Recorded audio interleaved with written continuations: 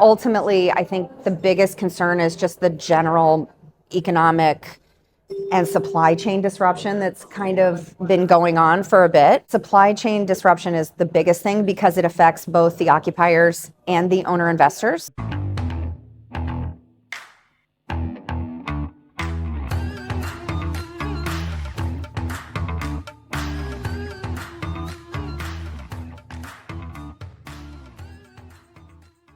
Welcome to our Industrial Advisors podcast. We're live at IMC in Indianapolis, and you have Bill and Matt, and we have Stephanie Rodriguez, our National Director of Industrial at Colliers. And I will start by saying, and I mean this, you are the best person in the industry at your job.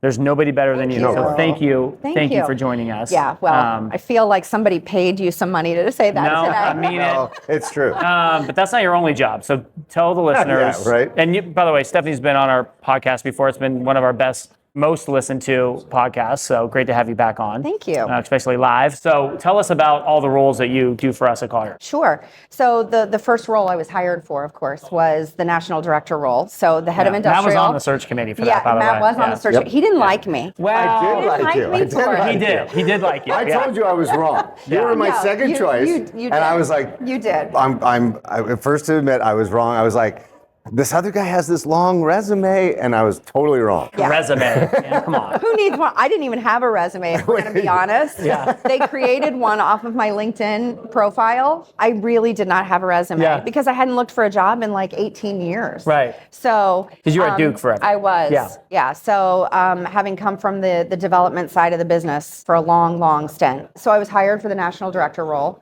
And about 9 or 10 months in, we had a little bit of a shakeup in our brokerage leadership, and one of our regional presidents left to pursue an opportunity on his own. So Gil called and said, hey, would you like to dabble in managing some brokerage for us? And so I picked up overseeing all of the state of Florida. And Which is a full-time job in and of itself. For sure. Yeah. Hasn't that gone back and forth a couple of times? So I've had that role, but I also have lost some market leaders. In addition. So we had one in Miami who was moved to Chicago. Yeah. So we had to backfill that role. So I assumed running the South Florida market for about 5 months until I hired a market leader. And then my Jacksonville leader left to pursue a really good opportunity for himself. So I'm still filling that role. So it's just been a little, a lot. Yeah. But it's fun. I get to do a lot of different things every day. No 2 days are the same. Yeah. And I'm constantly trying to figure out where does my attention go at any given moment. So, What's your favorite part about what you do? Oh, the people. Yeah. Yeah. Interacting with Just everybody. everyone. Yeah. Our clients, our broker teams, our support teams. We've got so many great people that we get to interact with every day. And that's the fun of it. Yeah. So I got to ask, I did the player coach thing for a long time. Yeah.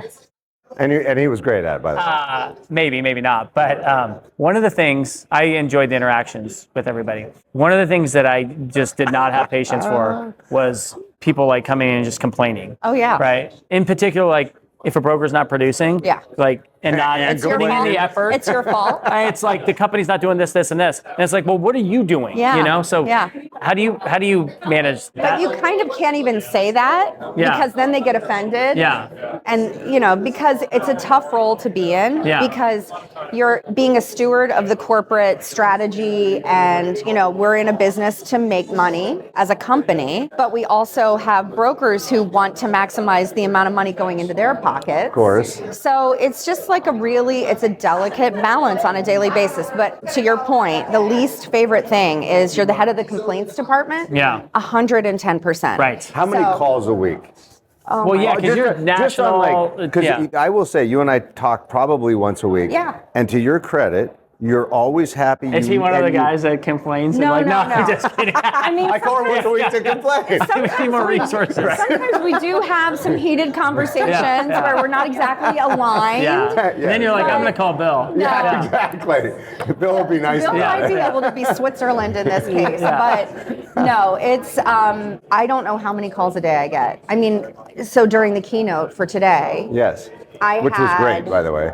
It was fantastic. Yes. So I had a lot of little nuggets that I wrote down me that I'm too. going to Me put too. on Post-it notes on my Yes. monitor. Yes. But yeah, I would say I'm on the phone or on a video call all day, every day, which Yes. leaves very little time to handle my inbox. And that's probably one of my biggest challenges on the daily. You don't have anybody looking at that for No. you? Okay. I don't have anyone booking my travel, and I'm on planes Wow. almost every week. So those things get done on airplanes. Yep. You know, more often than not. Yeah. So it's just hard to find enough hours in the day because I want to be effective in all of my roles. Yes. But, you know, I have 250-ish brokers in Florida and 730 roughly just focused on industrial nationally. And then I get pulled into Mexico and Canada and all, you know, so it's a lot of people who I serve. Do you get pulled into recruiting too? I do. You do? Yeah. Okay. Well, And that's fun too. Yeah, I bet. that is that's Yeah. was my most enjoyable part of that. And the other thing too, that on piggybacking on the industrial side of things and just how big your role is. I mean, it is in my opinion, the best part of Colliers is our industrial platform, right? I mean, it's just like we have such great talent and great people across the board. So it's And fun we're to be in super that flat, space. which is great. Yeah. Like access to you, access to Gil, whoever. It's a super flat organization. Yeah. Yeah. It's I take great pleasure in being able to talk about who we are. Yes. And when I was looking for a new role, when Matt almost didn't hire me, I was very concerned about where I went next because I was at my prior job for 15 years and it felt very much like we were all kind of rowing in the same direction. Everyone was working equally hard. But, you know, like with anything, I had a lot of layers to get through there. So when I came to Colliers, and Gil is my boss, he's our CEO. Yeah. So I don't have that to navigate any longer, which has been so refreshing. Right. And then that's a big selling point for recruiting, especially from our large competitors. It's that ability to kind of tout how we can make decisions very quickly. We're nimble. There's not a lot of red tape. And that's been really fun for me too. Yeah. So Where do you see the growth with Colliers? Like at what particular segments and market, and where do you see opportunity? You know, we are very strategic about that. And I won't give away all the secret sauce because God knows who's going to tune into your podcast. Lots of people, really, so popular. really important people listen to our podcast. You know, I think that there's a lot of room to grow in all sectors, even in industrial. Yep. But certainly, I won't touch on the other ones since this is an industrial podcast. Yes. But you know, They don't there really matter are that much. definitely markets where we can deepen the bench. Yeah. That's right. Yeah. You're interacting with clients constantly. Like, what are their biggest pain points right now, or what is their worry? What are they worried about right now? I think it depends on the client, but I mean, ultimately, I think the biggest concern is just the general economic and supply chain disruption that's kind of been going on for a bit. Supply chain disruption is the biggest thing because it affects both the occupiers and the owner investors. Yeah. So you're hearing, you know, a lot of chatter. Even today in the news, there was some conversation about, you know, the immigration policy that we've been seeing. And I'm not getting political, but it's affecting trucking through Laredo.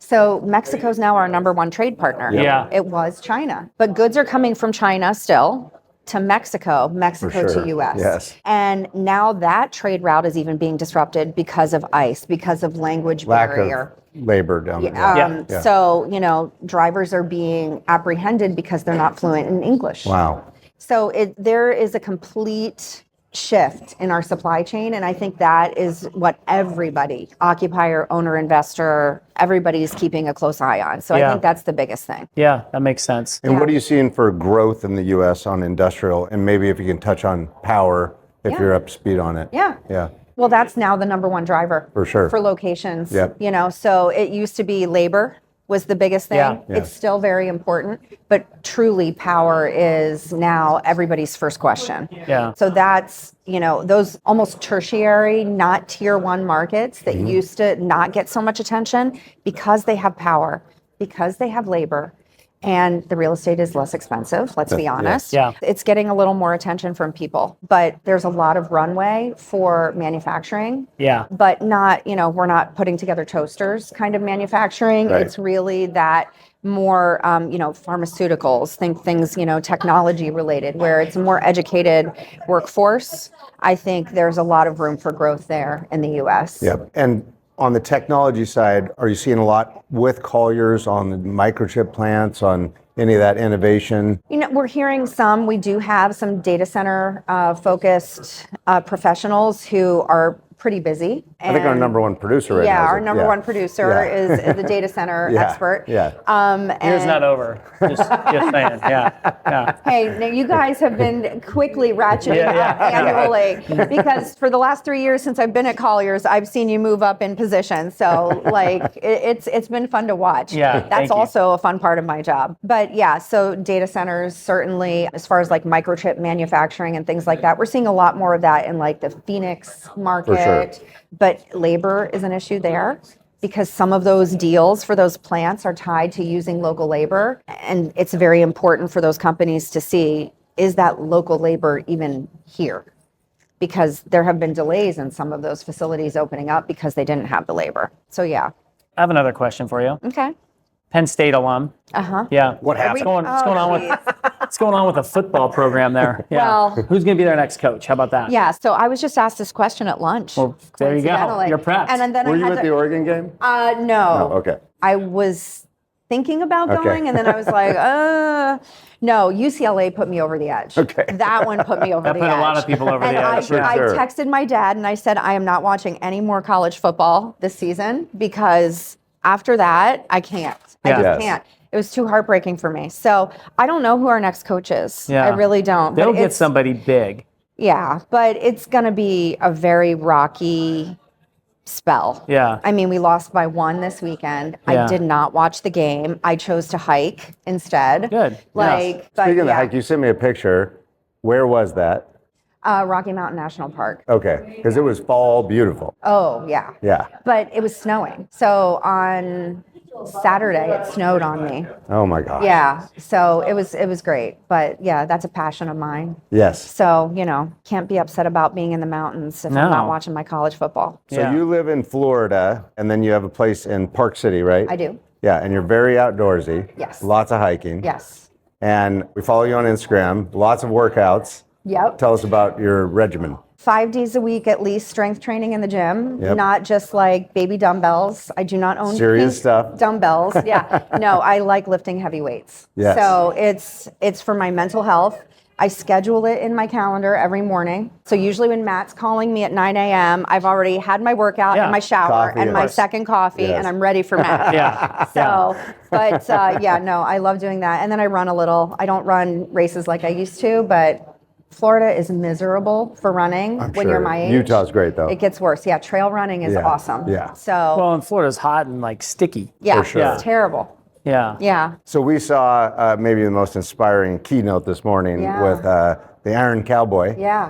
Iron Cowboy maybe needs to speak at a Colliers event. Yes, okay. he was Yeah. great. Yeah. Yeah. Maybe one of the best ones I've seen. Okay. Yeah, he was good. Anything takeaway for workouts? Are you guys suddenly going to do something crazy? or- No, but You got to do 101 full I Ironmans in know, 101 right? days. Yeah. No, some may say I'm certifiable, but I'm not that crazy. I think like my big takeaway from him is that your human will, your mind is the only obstacle you really have to right. overcome.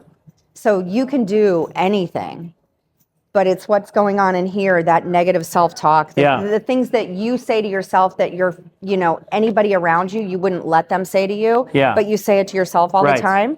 So I really took like a lot of notes from yeah. a lot of the quotes of the nuggets that he dropped throughout that talk today. Very inspiring. Yeah. Because we He's- all have those days he- where you're just like, Oh, for He sure. said your only limit to greatness is saying no. Yeah. Right. So I sent that to my kids and wife this morning. I'm like, this is, to stuff that we talk about. Yeah. Right. Yeah. So, and then he also made the interesting point of that 0.24% of his overall Yeah. mileage was inside. that he Yeah. had to Because do of it a typhoon. Yes, because of a typhoon. Right. And it's like, and so people want to focus on that negative, whatever it is, Right. focus on all the positive That's right. things. And Yeah. Like, do you let people judge you by just one little moment in time? Yeah. Right? Yeah. So, Yeah. I mean, we're all humans. We Yeah. all have, things that happen from time to time. But no, he was really fantastic. I enjoyed Yeah, him. Yeah, he was great. Yeah. for sure. So, Yeah. Well, thanks for joining us. My Yeah. pleasure. Thanks for leading the Happy to be charge on. at Colliers and doing such a great job. Yeah, and thanks for your leadership. your friendship too. No, Thank you. no, thank you both. Going to work every day is fun when I get to work with people like you guys. So, Awesome. Thanks a Yeah. lot. All right. Well, we got a Thanks. good rest of the conference ahead of us. yeah, excited sure. to see it. Yeah. Happy Friday.